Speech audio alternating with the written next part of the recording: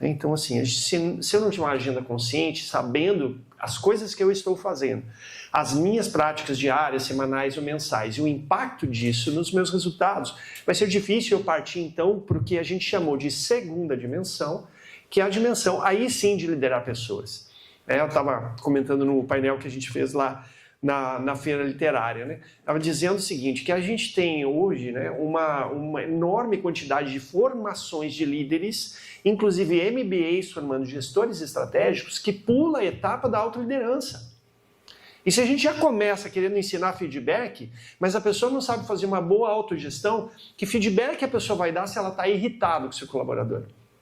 E daí qual o potencial de perder o engajamento de pessoas, que a gente sabe que isso acontece diariamente, porque a pessoa, ela, na verdade, não foi bem um feedback que ela deu. Ela se comunicou de uma forma potencialmente atrapalhada e arrastada por emoções que ela não soube gerenciar. Então, por isso, a importância de iniciar pela autoliderança e a liderança de pessoas, ela ser com novas ferramentas do que a gente estava acostumado nesse mundo anterior, que a gente está cada vez mais se afastando dele, em que um comando e controle, como disse a Carol aqui, passou a ficar obsoleto. Lá atrás funcionou, agora não funciona mais. Então a gente precisa, e isso está no método, né, que você falou da questão da escuta. Existem formas de treinar a escuta. Você pode treinar a falar, oratória, mas a gente também pode treinar a forma de escutar. A gente precisa ter claro uma coisa que as pessoas estão esquecendo, que é o propósito da organização. É a coisa mais importante, é o motivo pelo qual a gente está junto na empresa.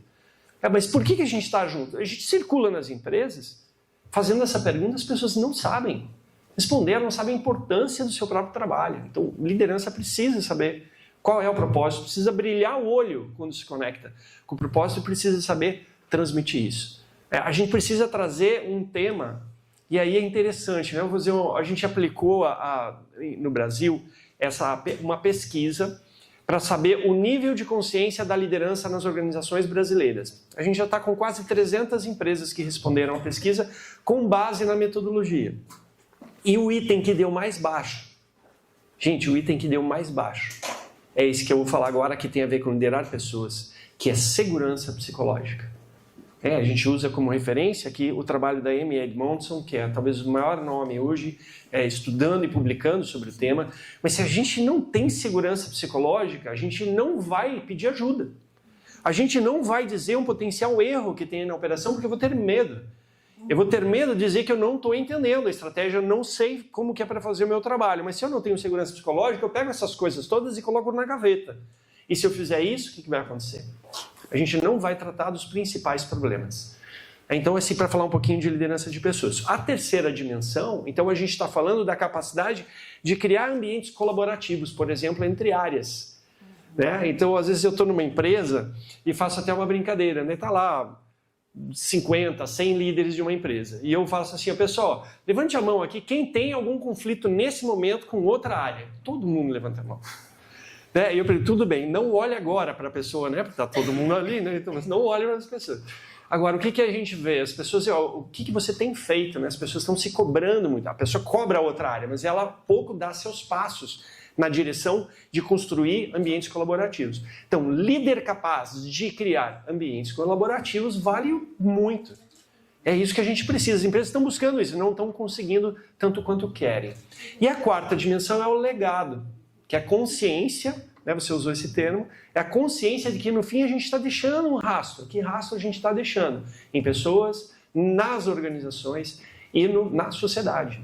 Se eu trago isso à consciência, eu acabo mudando o meu estilo de liderança. Então, resumindo as quatro, né? Então, autoliderança, liderança de pessoas de forma mais consciente, visão sistêmica, que é essa capacidade de criar ambientes colaborativos, e legado. Muito bem. Obrigado. Meu. Eu? Força. Muito bem, eu acho que tem várias coisas. Eu acho que dá quase um MBA, né? A gente podia pegar essas respostas aqui, traçar em 2 minutos. Mas aquilo que dá para trazer... Um MBA em 2 minutos. Um MBA em 2 minutos. Vamos lá, vamos citar uma coisa de cada lado, né? Eu acho que o cuidado... Tem várias. Talvez uma coisa que eu vejo muito comum é a liderança não perceber o impacto das suas atitudes e da sua forma de se comunicar nas pessoas. E aí era comum em mentorias, as pessoas, líderes, chegam querendo mudar seus times. E aí às vezes vem até uma encomenda de um treinamento, de um team building, né? Elas falam, queremos aqui que as pessoas sejam mais colaborativas. A primeira pergunta que a gente faz pergunta se essa pessoa que está demandando, ela é colaborativa? Ela é o exemplo? Então eu diria assim, a primeira será a falta de ser uma pessoa que dá o exemplo. Então, notem que a gente está demandando aqui um nível de consciência. Quando a gente fala de liderança consciente, a gente está falando disso. A pessoa perceber, ter consciência daquilo que ela está fazendo, do impacto que ela causa, das ferramentas disponíveis para que ela possa aprender. E aí eu colocaria justamente aprendizado como o lado daquilo que precisa muito, né? As pessoas que são líderes, aprendizes, acabam se tornando inspiradores. Porque eles têm paixão pelo propósito e eles estão aprendendo sempre. Eu cito, inclusive, Cláudio Santos, né, que está aqui com a gente hoje, que é umas pessoas que conectou isso para que isso aqui pudesse acontecer. Tive a oportunidade de conhecer um pouco do ecossistema dele lá no Next Hub.